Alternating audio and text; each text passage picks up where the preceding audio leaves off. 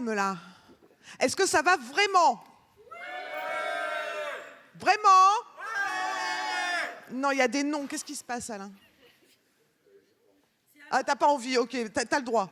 Bon, est-ce que ça va vraiment pour les autres? Je vous trouve super en forme, surtout pour ceux qui étaient déjà là hier. Donc je sais pas à quoi vous fonctionnez, mais ça a l'air de marcher. Prêt pour une nouvelle journée?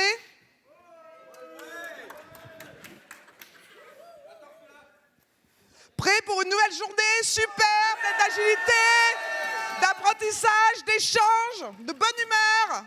Bon, super. Ça va. Excusez-nous. Je suis vraiment très, très heureuse d'accueillir notre keynoteur de ce matin, Maxime Bonnet, pour sa toute première keynote.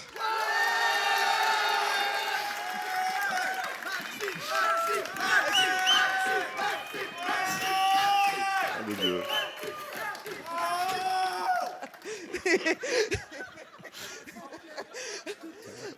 Ah ouais, là. On est super fiers que ce soit ici que ça se passe. Hein. On est vraiment très contents. Moi aussi, je suis très très fier. T'es très content. On en parlera dans 50 minutes. Oui, ça va aller. Maxime est un habitué des événements agiles dans lesquels il partage depuis des années ses ateliers, ses conférences, toujours avec beaucoup de générosité. Merci. D'ailleurs, beaucoup ici le connaissent déjà.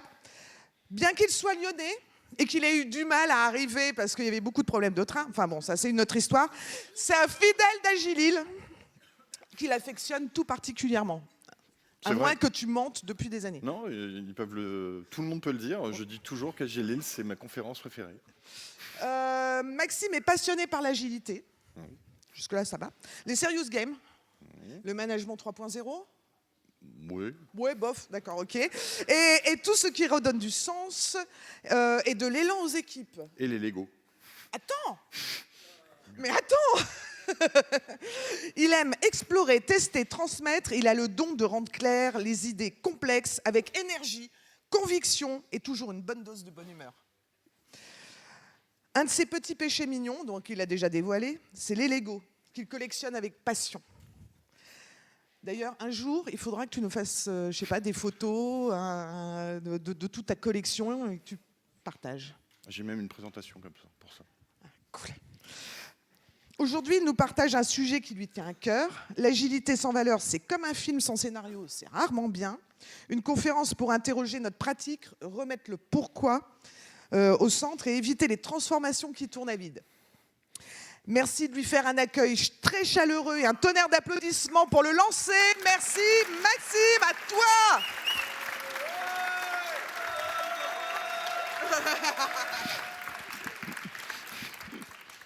Merci beaucoup Julie pour cette introduction. Normalement, il faut que j'appuie sur un bouton. J'appuie sur... Ah, c'est bon. Pas le rouge. Ça explose le rouge. Non, pas le rouge. Jamais le rouge.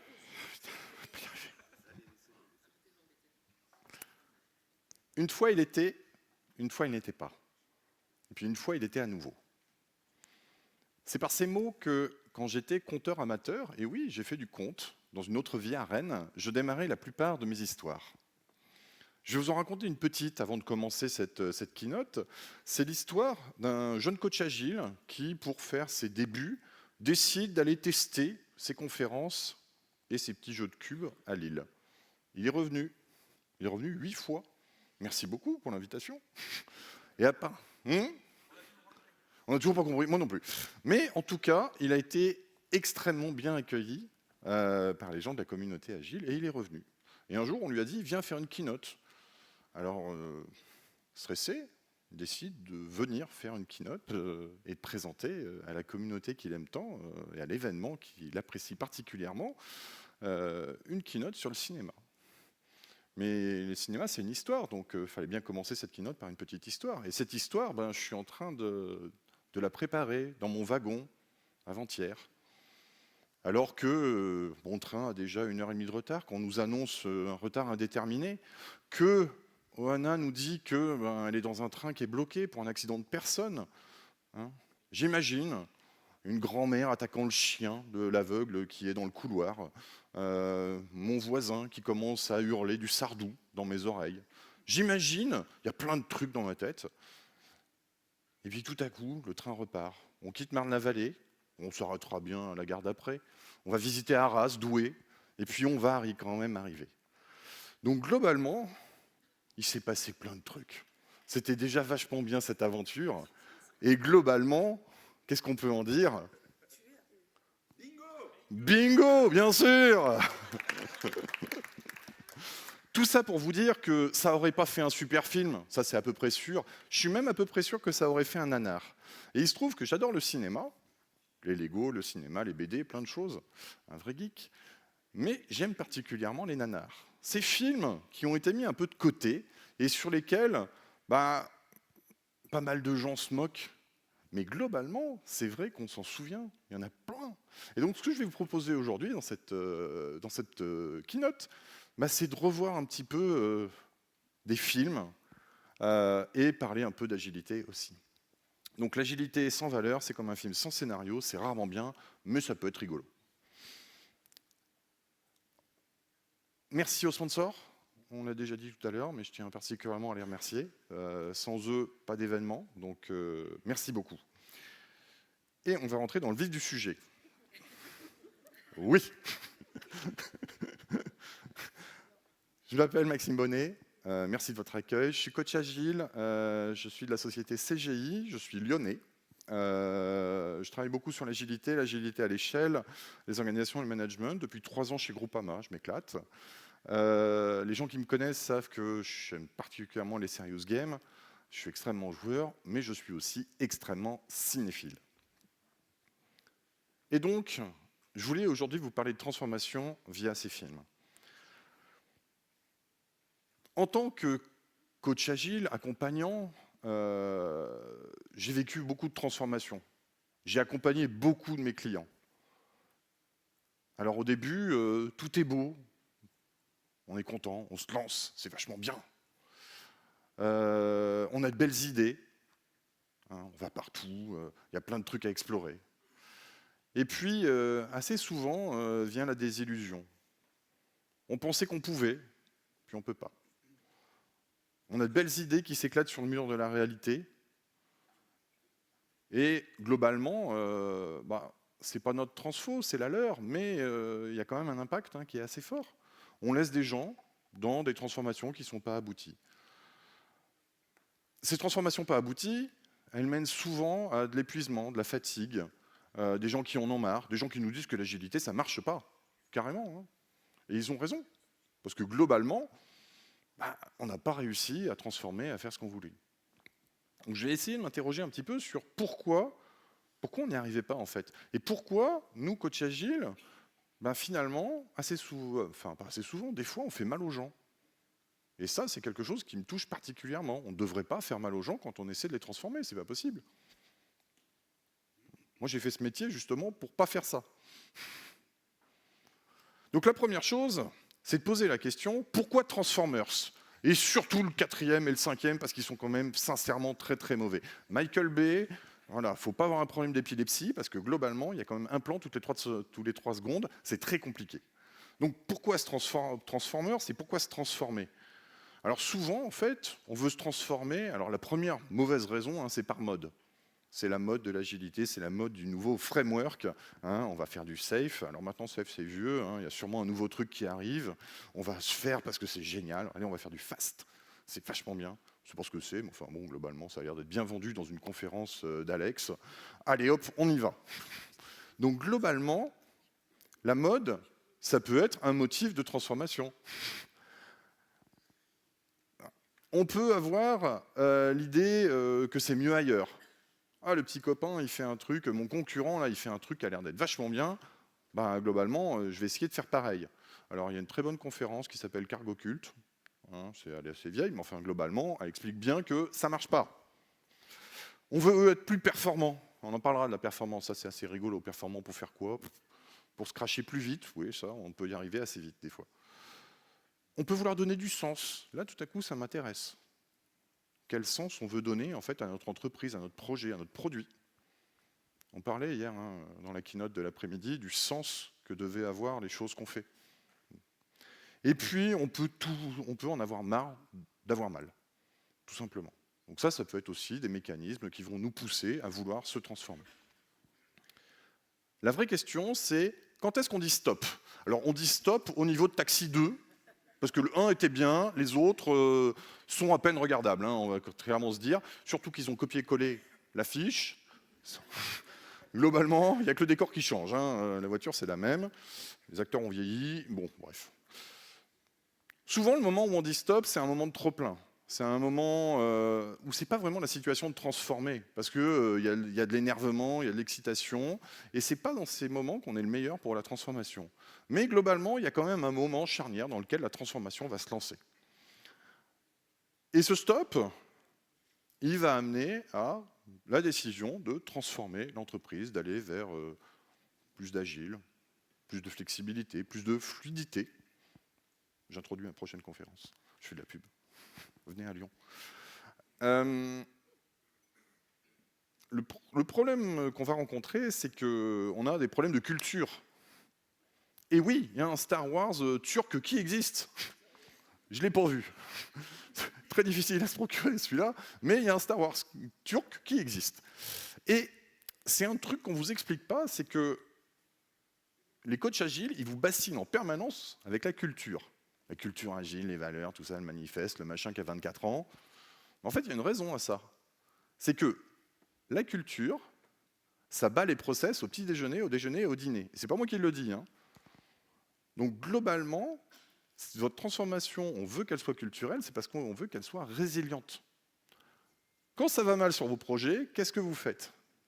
Globalement, vous éliminez petit à petit tous les process qui sont en place pour essayer d'aller plus vite. Le premier process qui sauce, c'est le process de test. Enfin, avant, il y a celui d'ad hoc, après, il y a celui de test, et puis ensuite, on essaie de livrer comme on peut, et enfin, c'est la catastrophe. Donc, globalement, tous les process que vous mettez en place, il faut vous dire qu'ils vont sauter à un moment donné. La seule chose qui va rester, c'est la culture. Et cette culture, si vous arrivez à la créer, elle va être rémanente. C'est-à-dire qu'elle va rester, quelle que soit la situation qui va arriver. Et vous allez réussir à survivre. Alors souvent, on appelait ça le règne des héros à un moment donné. Mais effectivement, c'est ça qui va se passer. Donc si on met une culture, le but, c'est ça. On va aussi avoir un alignement qui est facilité avec la culture. Parce que globalement, quand on a la même culture, on va très facilement se parler, se regrouper, collaborer. Tiens, collaborer, c'est dans le manifeste agile. Ah, c'est intéressant.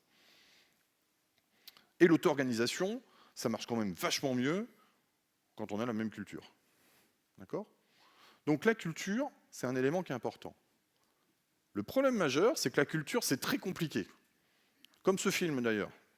Parce que si vous l'avez compris, bravo, venez après, on en parle. Moi, j'ai pas réussi. Je suis resté sur le quai. Train, tout ça, machin. Le film est beaucoup trop dur à comprendre. Et souvent, en fait, le problème, c'est qu'une transformation culturelle, c'est une transformation qui est longue, qui est difficile à mesurer. Vous prenez tous les coachs agiles qu'il y a dans la salle et vous leur demandez combien de fois ils ont essayé de faire des matrices de maturité agile. Spécial dédicace. C'est pas ma faute.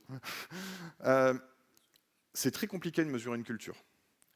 Et en plus, l'adoption, elle est non linéaire. Vous allez avoir des soubresauts, en fait, dans votre adoption. Et globalement, ça, les managers, ils n'aiment pas. Il y a des transformations qui existent dans des grosses boîtes en France où on a fait le rouleau compresseur. Donc on passe une première vague, clac, deuxième vague, troisième vague, et on espère qu'à la 6e ou la 8e vague, on soit bien transformé. Je ne suis pas tout à fait convaincu du truc, parce que généralement, en fait, ce n'est pas du tout linéaire. Ça nécessite aussi un sponsoring fort. Et ce n'est pas juste quelqu'un du CODIR qui va dire « oui, il faut la faire, la transformation ». Non, il faut qu'ils y croient, il faut qu'ils y voient les avantages, il faut qu'il se passe quelque chose quand même, pour qu'ils mettent leur trip eux aussi dans la transformation de leur entreprise. Sinon, on va rester à quai. Il faut aussi avoir moins de contrôle. Parce que quand on a de la culture, on va éliminer certains des processus et on va plutôt se baser sur la culture pour arriver à nos objectifs. Alors vous allez me dire, ouais, c'est bien. Le problème, c'est que c'est très compliqué à avoir une culture. Résultat, on a des transformations qui n'ont aucune âme. Fantôme, hein. On mécanise à fond. On va mettre du Jira, on va automatiser. Voilà. Moi, j'ai été dans un contexte quand même, à un moment donné, où mon métier n'était plus vraiment coach agile, c'était plutôt coach Jira Align. Je ne suis pas tout à fait convaincu que la transformation se fasse par ce biais-là. On m'avait demandé, on m'avait dit, Maxime, comment est-ce qu'on fait pour que les gens n'utilisent plus des jours hommes? Je lui ai dit, bon, on va les accompagner. On m'a dit, non, c'est trop long, on va enlever le champ jour homme de Jira, comme ça, ils mettront des story points. Je ne suis pas tout à fait convaincu que ce soit comme ça qu'on y arrive, pour le coup. Et puis la culture, elle va s'effacer devant les processus. On va rajouter énormément de contrôle. Non, c'est bien ton agilité, mais globalement, ce qu'on va faire, c'est qu'on va rajouter du contrôle budgétaire, et puis tu auras un chef de projet aussi, qu'on appellera chef de projet agile, et puis nouveauté, il y a un PMO agile qui est arrivé. Non, mais tu vas voir, c'est pour te décharger, c'est juste ça. Bien sûr, rajoutons des gens, de la complexité dans le système, ça ne peut que marcher. Et petit à petit, en fait, on perd de vue la transformation qu'on voulait faire. On se met à faire plus de contrôle, plus de framework, plus de mise en place d'outils. Et on n'est plus dans la transformation agile. On est en train juste de réimplémenter un vieux processus.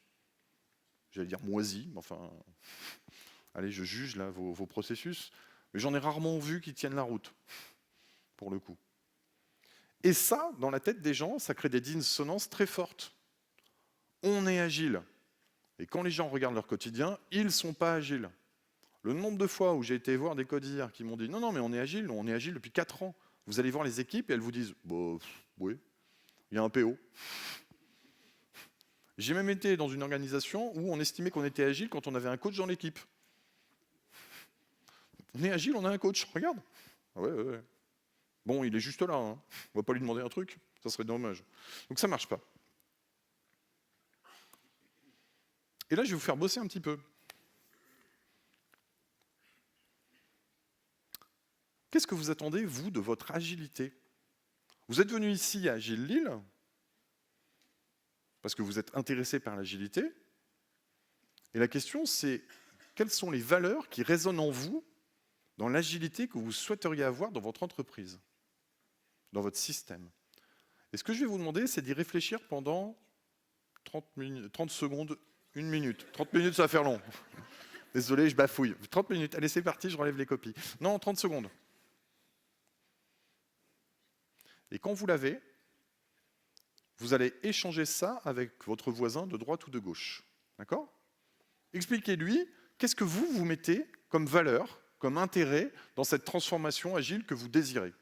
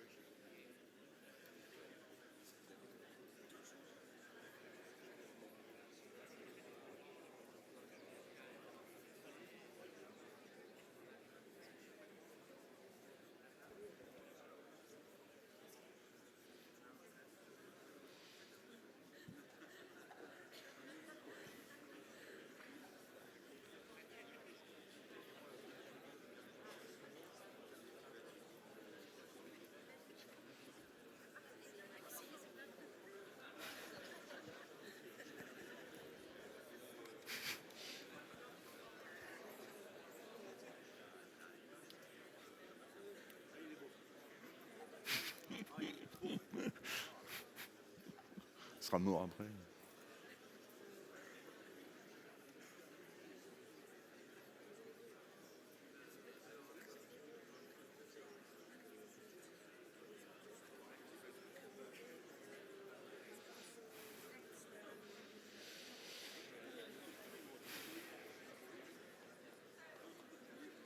Moi j'y vais.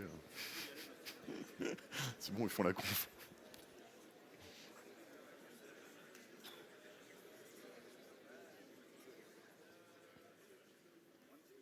Ça marche.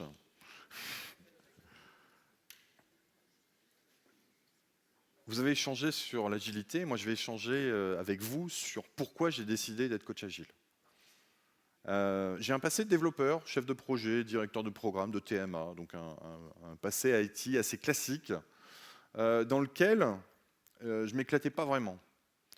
Mon métier de chef de projet, au bout d'un moment, c'était remplir un MS Project et toutes les 2 heures, le changer parce que quelqu'un était rentré et m'avait dit c'est plus comme ça. Et résultat des courses, le chemin critique était plus le bon. Alors à la fin, je calais les dates en dur dans le machin, ça marchait plus. Enfin, et un jour, j'ai relevé la tête et je me suis dit mais c'est complètement débile ce truc. Ça ne sert à rien. Et par réflexion, je me suis dit je sers à rien. Si je sers à maintenir un truc que personne ne regarde et qui change tout le temps, quel est l'intérêt? On est en 2007, hein, je suis encore un jeune, et je me dis, il y a bien autre chose qui existe quand même, on va pas faire ça. Et surtout, ce qui m'embêtait vraiment, c'était pas tant les process, la performance, le fait de réussir, j'ai jamais été très compétitif, mais je me rendais compte que tout ce qu'on mettait en place comme gestion de projet, ça faisait mal aux gens. Les gens en avaient marre. C'était Ubu, c'était la maison des fous. J'ai un nombre d'anecdotes de cette période sur des trucs qui sont délirants. Et je me suis dit, c'est pas possible d'être dans une position où on veut aider les gens, parce que moi je voyais vraiment mon métier de chef de projet et de futur manager, que je ne suis jamais devenu, comme pour aider les gens. Et je les aidais pas. J'étais en train de les emmerder tous les jours, en leur dire, attendez, combien, c'est quoi ton truc, aller chercher des gens pour crier du budget, etc. Je passais des fins de projet à crier sur des clients et à me faire engueuler par mon chef. Enfin, de dire, c'est pas la vie, c'est pas possible. Et moi, l'agilité, je l'ai vraiment lu comme ça. Je l'ai vraiment lu comme on va arrêter de faire n'importe quoi en entreprise. Et la première valeur, c'est celle qui m'a tapé au visage, quoi. Oui, non, on va arrêter de faire des processus dans tous les sens. On va juste commencer à se parler. D'accord? Donc effectivement, moi, je me suis dit, dans l'entreprise, il faut plus d'humains et moins de Robocop. Le premier est bien, hein, mais le troisième est juste pas regardable et les reboots sont très très mauvais. Rien à voir. Non, ils sont mauvais les reboots. Plus dans l'entreprise, parce que plus d'humains dans l'entreprise, parce qu'on était rendu à des points où on refusait l'interaction. L'entreprise était devenue très très froide. J'ai quand même fait une mission dans laquelle les gens qui faisaient les spécifications et les développeurs ne se rencontraient plus. Il y avait un bus d'entreprise qui permettait d'échanger les documents. Et on ne savait pas qui l'avait écrit. Et quand on voulait poser des questions, on posait des questions dans le bus d'entreprise et la question repartait à la personne qui l'avait écrit, sans qu'on sache qui c'était. Pourquoi? Pourquoi on ne voulait pas? Alors quand j'ai demandé pourquoi, parce que je suis un peu chieur. Et on m'a dit, non mais Maxime, on est sûr que ça marche. Top type, le projet s'est planté 15 jours avant la mise en prod, 65 millions d'euros perdus. Hein, et on s'est tous bien fait chier pendant 8 ans. Donc globalement, c'est voilà, une belle foirade. Je crois sincèrement que le but d'une entreprise, c'est de faire interagir des gens. Et qu'à partir du moment où on met des processus entre les gens, on y arrive de moins en moins. Le but, c'est aussi simplifier. Les organisations deviennent extrêmement complexes sur des projets. Déjà, essayez sur vos projets de comprendre les rôles des uns et des autres. Hein, moi, j'ai des BA, des EF, des PMO, des gens qui sont PM et pas PM, des super PM, des proxy PO, des ARA Product Owner. Non, on a inventé plein de trucs, c'est vachement bien. Hein. Mais il faut s'y retrouver, bravo. Et l'humain derrière soi, bof. Alors, avant, c'était comment?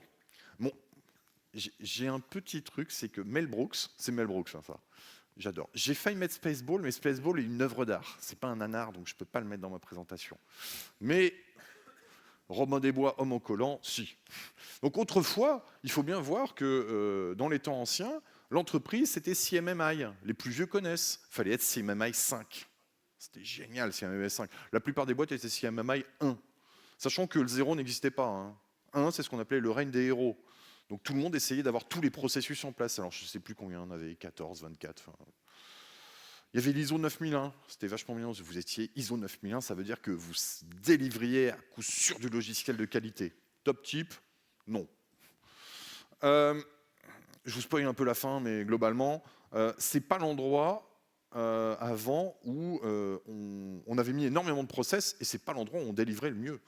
Les statistiques étaient quand même assez mauvaises. Vous prenez les Chaos Reports de l'époque, on est à 30% de projets réussis. Hein. C'est pas terrible. L'entreprise, elle est vue comme un gros processus, et les gens, c'est juste des rouages. Alors, soit le rouage, il permet de faire quelque chose, soit il supervise quelque chose.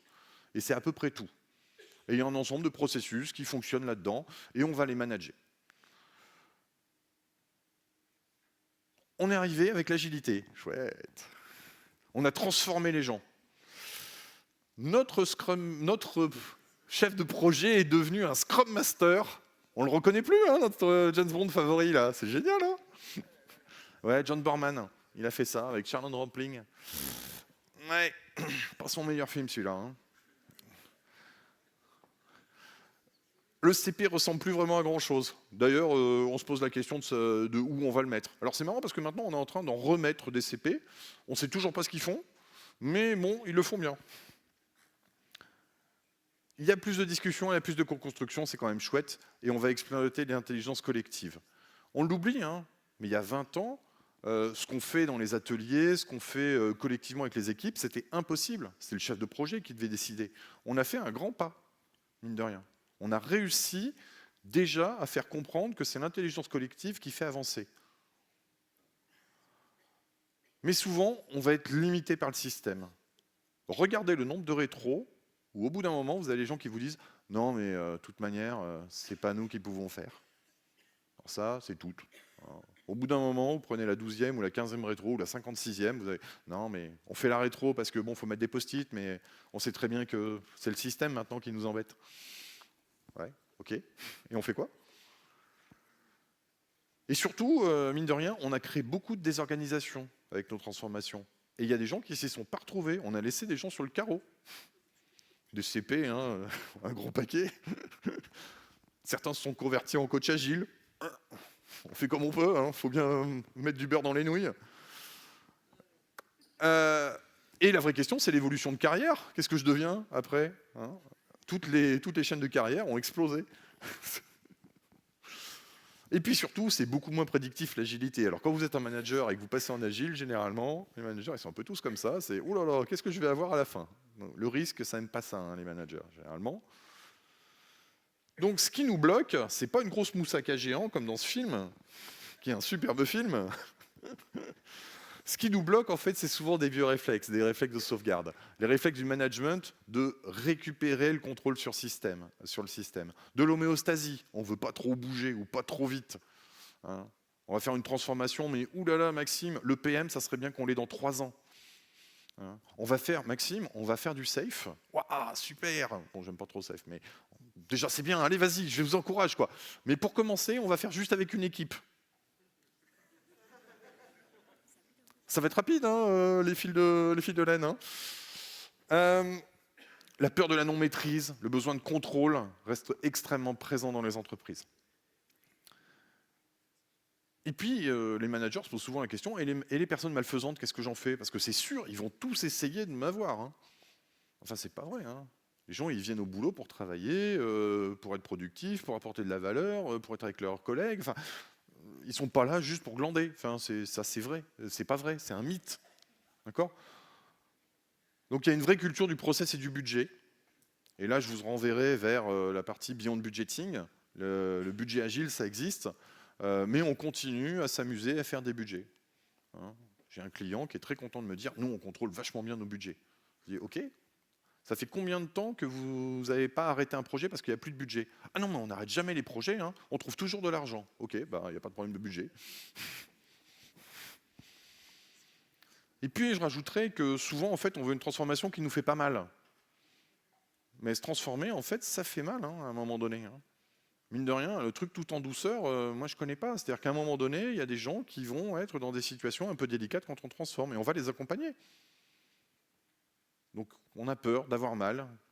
Non, mais on ne va pas réussir à produire assez vite. Non, les gens ne vont pas être contents.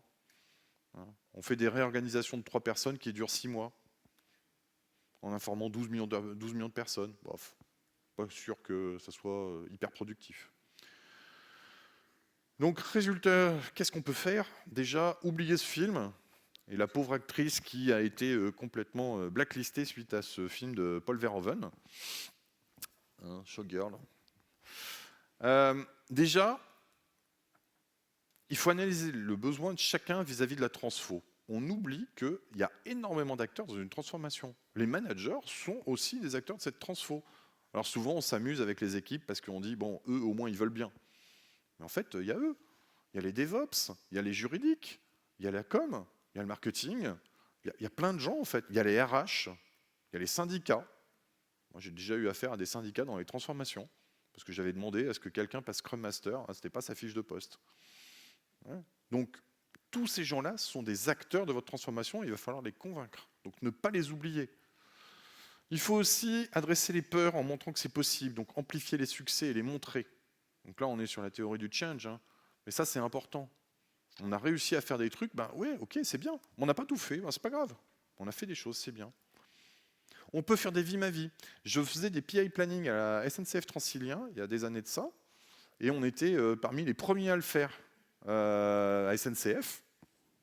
Et ça se passait vachement bien. Ben, mon client Biomerlieu, je l'ai amené voir un PI planning.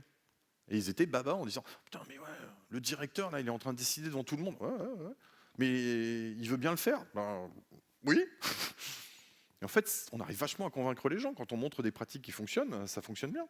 Sensibiliser le management en premier et éviter les dissonances. La dissonance, c'est l'une des trucs qui va vous plomber le plus quand vous faites des transformations. Quand les gens ne perçoivent pas ce que vous êtes en train de faire. Vous dites « on est agile hein, ». On est flexible, machin, et qu'en fait, dans leur vraie vie, ils ne le voient pas. Ça les détruit. Donc ça, c'est la première raison pour laquelle on peut vouloir se transformer. Autre raison, on peut avoir plus d'impact sur la société. On peut vouloir que notre agilité nous amène, dans notre entreprise, à avoir plus d'impact. Un peu comme des gros requins dans une tornade. Tout est dit dans le titre. On sent le film qui va droit sur les Oscars.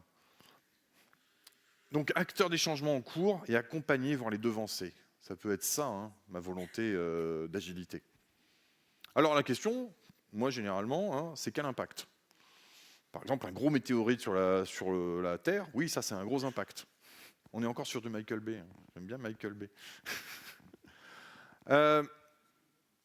L'impact peut être la volonté de montrer une bonne image de l'entreprise. Une image sociétale intéressante. Effectivement, on parlait du côté humain, ben, effectivement, ça peut nous amener à avoir une meilleure image. On peut aussi vouloir mettre en œuvre des solutions différenciantes. Et c'est vrai que l'agilité, avec ce côté test en permanence, ben, c'est assez proche d'un processus d'innovation. Donc globalement, l'un dans l'autre, je pourrais utiliser l'agilité pour être plus innovant et donc avoir plus d'impact dans ce que je vais délivrer auprès de mes clients. Il y a plein d'entreprises hein, qui utilisent l'agilité comme buzzword en disant « moi je suis impactant pour la société, je suis agile ». Le problème c'est est-ce qu'on est vraiment impactant? On nous a vendu un truc super bien et quand on va le voir au cinéma, non mais même l'acteur l'a renié. Hein. Hein, dans Deadpool, il tue Green Lantern. Hein. Parce que entre le discours et la réalité, généralement, ça devient compliqué. Il n'y a rien de pire qu'un salarié qui voit un post LinkedIn en disant « nous, on est super agile, machin », et qui, retour à son boulot, se dit « ouais, le COBOL, merci beaucoup, hein, vous êtes mignon, mais non, j'ai pas l'impression de vivre l'agilité de ma société. » On reparle de dissonance cognitive. Ils disent « moi, je ne le vois pas ». Et donc, ça crée d'énormes déceptions. Les gens qui vont vous dire « non, mais l'agilité, c'est naze ». Et la question, c'est est-ce que ça va dans le bon sens? On peut aussi se poser des questions. Est-ce que mon agilité, l'impact que j'ai, va dans le bon sens? Il y a des applications, on se demande pourquoi elles existent. Qu'est-ce qu'on va faire avec?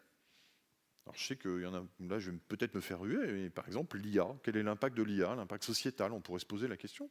Déjà, écologiquement parlant, c'est un peu dégueulasse. Moi j'ai des collègues, coachs, qui m'ont dit « mais Maxime, tu vas t'y mettre ». Et je leur ai répondu, mais pourquoi je m'y mettrais, moi, à l'IA? Ça enlève le boulot qui me plaît le plus. Préparer mes ateliers. C'est vraiment le truc qui me plaît le plus. Si je fais de l'IA, j'enlève la partie du boulot qui m'intéresse. Donc voilà, il faut se poser la question.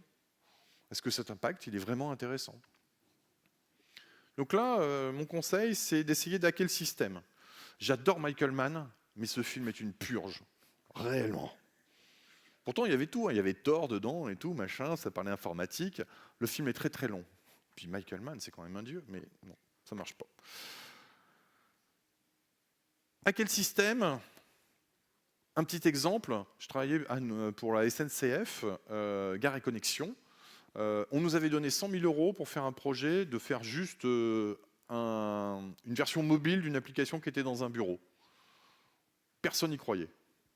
On l'a fait en agile. Au bout de 4 mois, on l'a délivré sous le manteau à tous les gens qui ont des gilets rouges sur les quais parisiens. Et au bout d'un moment, comme ces gens-là, ils étaient super contents de notre appli, bah, ils ont dit à leur chef, ça serait bien qu'on arrête d'aller dans le bureau et qu'on fasse tout sur l'appli. 5 ans après, on avait dépensé, je crois, 4 ou 6 millions d'euros. On était toujours live. On avait éliminé toutes les applis qui étaient dans les bureaux et on avait converti l'intégralité des gens. Tout ça parce qu'on avait utilisé l'agilité et le fait qu'on livrait toutes les 3 semaines, ce qui à la SNCF était la première application qui se faisait, application mobile et back-end. Et globalement, quand on l'a fait, tout le monde nous a pris pour des fous. Donc, on a hacké le système. On a vu où c'était possible de passer et on est passé. Et on a eu un vrai impact sur les gens. On peut prendre les gens au mot aussi. Je travaille actuellement pour Groupama, champion de la relation client, c'est leur thème. Ok, et ben vous allez aller au contact des gens. Donc on essaie de faire venir des gens pour tester notre appli. Ah ouais non mais Maxime on peut pas, tu te rends compte c'est des clients finaux. Bah si on va le faire, regardez, champion de la relation client, allez go, tu viens avec moi. Et on peut utiliser les feedbacks bien sûr pour aller explorer les limites du système. Une autre chose qu'on peut vouloir de notre agilité, c'est une meilleure organisation. Non, ce film n'est pas super. Il a tué la carrière de Sean Connery, il a dit qu'il ne ferait plus aucun film après celui-là. C'est son dernier. Hein? Qu'est-ce qu'il y a? Et donc, globalement, on peut vouloir mettre en place des ligues, des squads, plein de choses vachement rigolotes, faire du Spotify modèle. J'ai même été dans une entreprise qui essayait de faire du Spotisafe. Ouais, c'est très à la mode ça. Il y a plein de cabinets qui vous le vendent, c'est génial.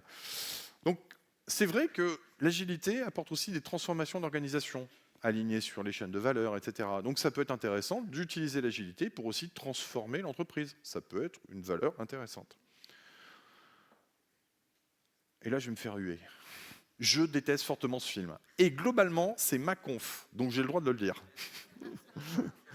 C'est un nanar pour moi, non. J'irai pas au-delà de ça. C'est ma conf. Les organisations sont pensées autrefois comme des silos.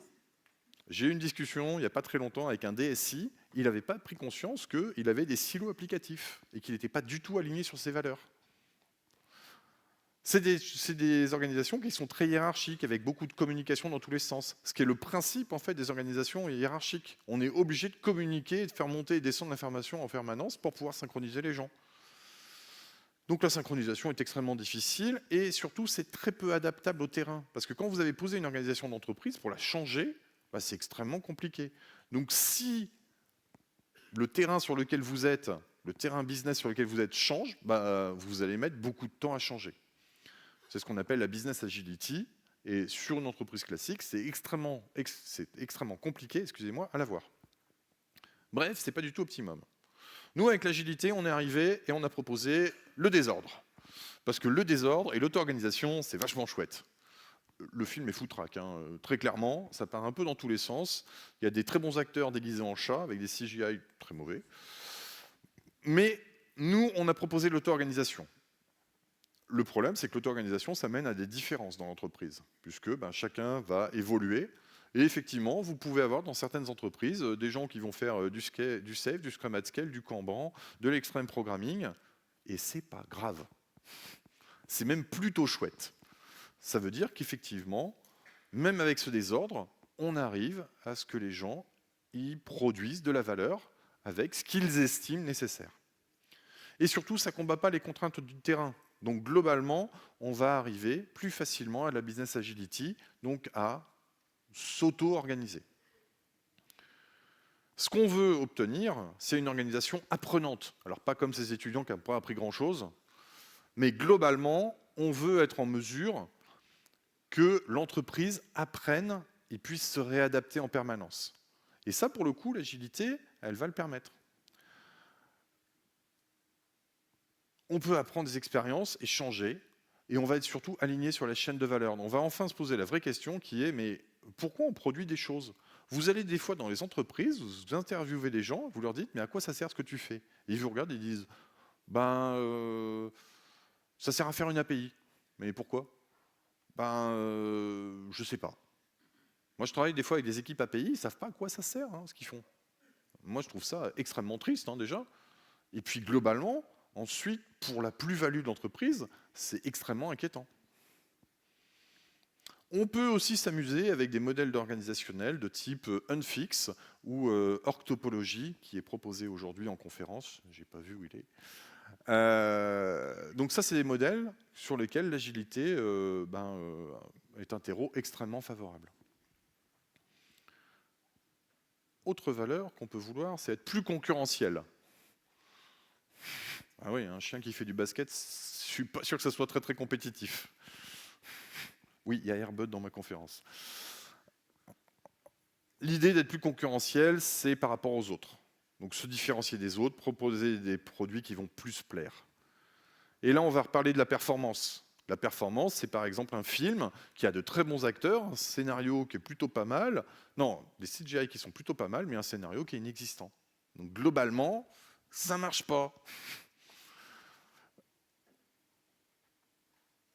On peut vouloir avoir un meilleur ratio coût-production-bénéfice, donc valeur produite. Ça, c'est intéressant et c'est vendu et d'ailleurs dans l'agilité. Donc pourquoi pas effectivement aller sur ce terrain-là. On peut avoir de meilleurs produits grâce à l'itératif incrémental. On veut pouvoir avoir plus de contentement client. Mais quand on vous dit de la performance, il faut toujours vous interroger sur c'est quoi cette performance? C'est quoi la performance qu'on recherche? Il y a des ateliers qui permettent justement de déduire la performance, mais quand vous faites des business canvas avec des décideurs, des fois, quand il faut mettre la business value et la valeur attendue, c'est compliqué en fait. Donc la question, c'est pourquoi on fait ça? Et ça rejoint la keynote de hier après-midi. Est-ce que ça a de la valeur? Est-ce que je ne suis pas en train de cramer du budget et les ressources de la planète pour rien du tout? On peut aussi vouloir être rapide. On est dans un monde le monde VUCA, un monde très rapide, en évolution constante. Donc la performance peut être le time to market, le fait d'arriver très rapidement sur le marché. Le problème, c'est que ça, souvent, c'est une publicité mensongère. Vous allez dans les organisations, on vous dit on est agile, on délivre tous les 6 mois. Et on fait des specs, parce que nous, c'est la qualité. Donc en fait, vous n'êtes pas en train de faire de l'agile, vous êtes en train de faire du vagile ou du fragile. Enfin, il y a plein de trucs qui ont été trouvés. Mais globalement, vous n'êtes pas en train de faire de l'agilité. On a essayé de masquer ça avec une belle peinture, mais c'est absolument pas vrai. On peut croire aussi qu'on va développer plus vite. Ça, c'est une croyance, en fait. L'agilité, ça va plus vite. Alors non, l'agilité, ça va plus lentement. C'est juste qu'on s'arrête plus tôt. Mais l'agilité, c'est un petit peu plus lent, en fait. Mais on s'arrête plus tôt et on fait moins de trucs inutiles.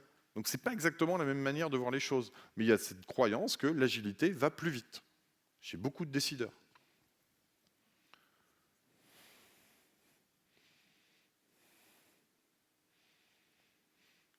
Le but du jeu, là, c'est d'arrêter de faire des compromis. Ce film est nul. Et si vous essayez d'écrire son scénario, il tient sur un post-it, carré, même pour les rectangulaires. Et ça dure 3 heures. C'est joli, mais il manque quand même beaucoup de fond. Non, il meurt pas. Je t'ai spoilé. Tu sors. Faut peut-être arrêter de faire son menu dans les valeurs agiles. Je vois beaucoup de gens qui disent non, mais on va pas tout prendre dans le manifeste. Ah ouais, c'est intéressant. Non, mais dans les principes, c'est bien, mais on peut pas tout faire chez nous, tu comprends? Ah d'accord.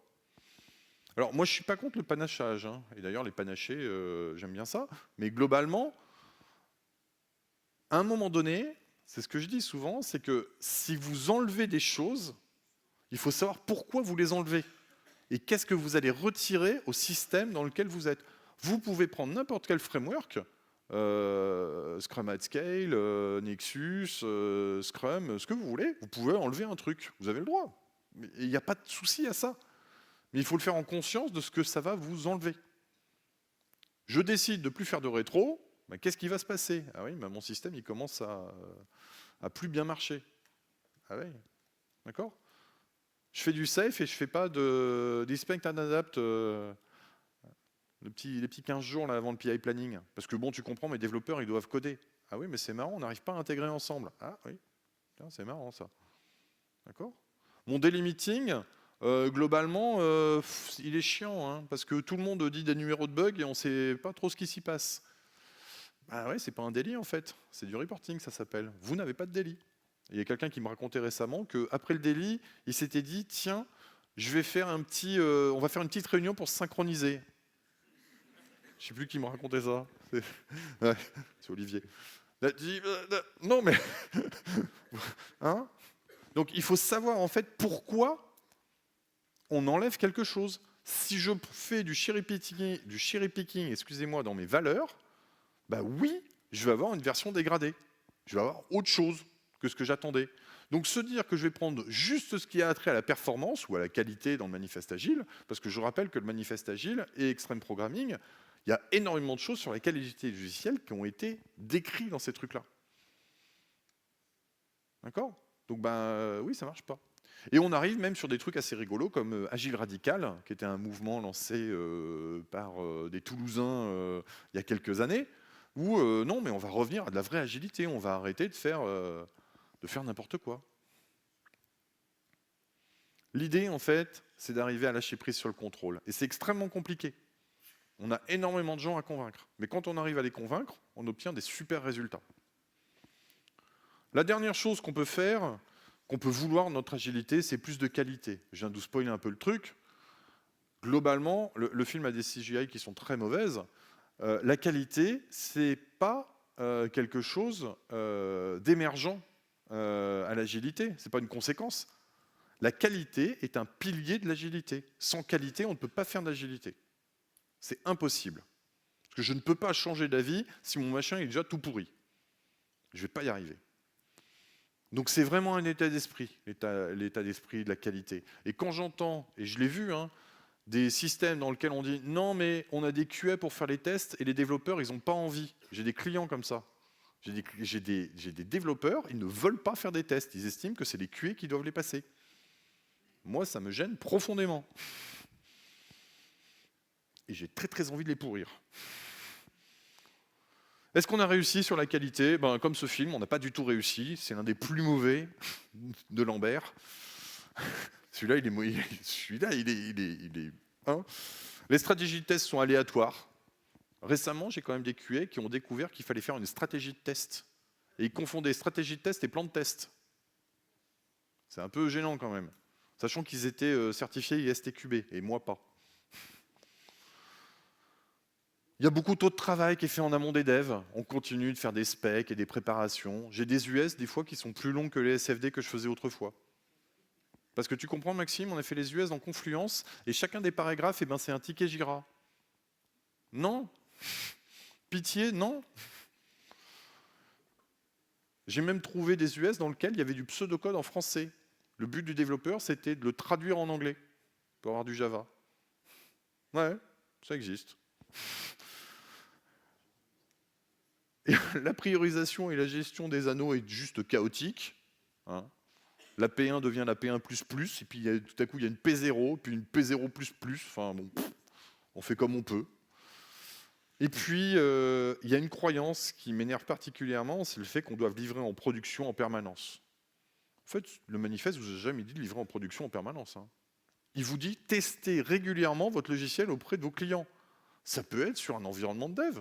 On s'en fout en fait. Donc j'ai plein d'équipes qui viennent me voir et qui me disent Maxime, on n'est pas agile. Bon, pourtant, on repasse les valeurs, c'est à peu près bon. Oui, mais Maxime, on livre en prod que tous les 3 mois.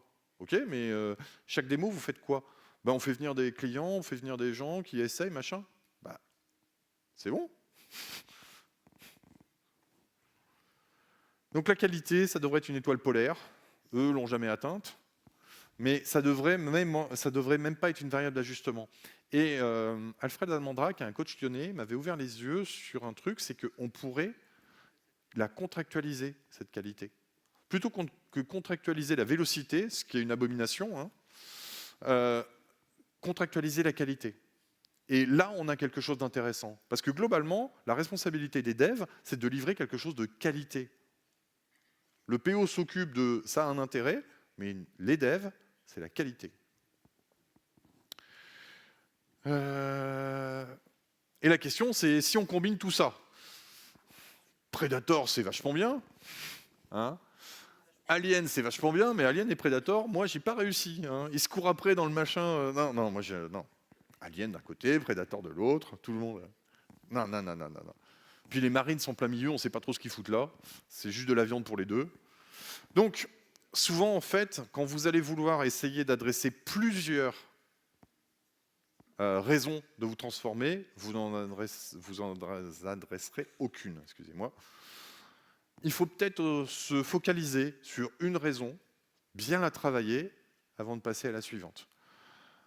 La dépense d'énergie nécessaire à la transformation, elle est importante. Et vous risquez d'envoyer les gens dans différentes directions et les perdre. Donc je ne crois pas qu'il faille courir plusieurs lèvres.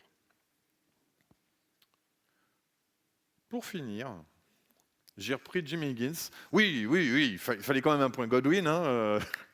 Là, on est bien sur le point Godwin. Si on veut créer des grands produits, nous avons besoin de gens formidables. Si nous voulons attirer et garder des gens formidables, nous avons besoin de grands principes. Les principes et les valeurs, ce n'est pas juste un truc qu'on affiche pour faire beau. Il faut les vivre. Si vous ne les vivez pas, ces valeurs, les gens vont s'en rendre compte et ils vont se barrer. Vous allez faire mal aux gens. D'accord ? Donc le but du jeu, si j'ai une conclusion, essayez de mettre un peu de paillettes dans les yeux. Oui, elle est là. Quel que soit votre but, ne transigez pas sur les valeurs. La culture agile, c'est vraiment une mise en œuvre complète et c'est possible. C'est possible partout. Et une mauvaise agilité, c'est sûrement pire qu'une agilité...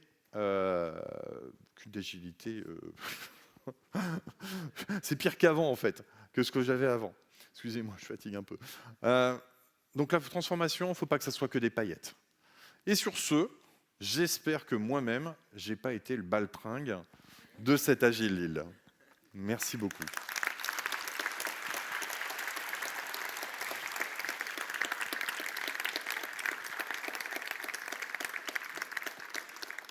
Pour une fois, j'étais pas trop mal niveau timing. La photo ? Ah ! Faut que je fasse une photo ? Bah alors, allez. Une petite photo ? Allez, ouais. Je sais pas faire ça, moi.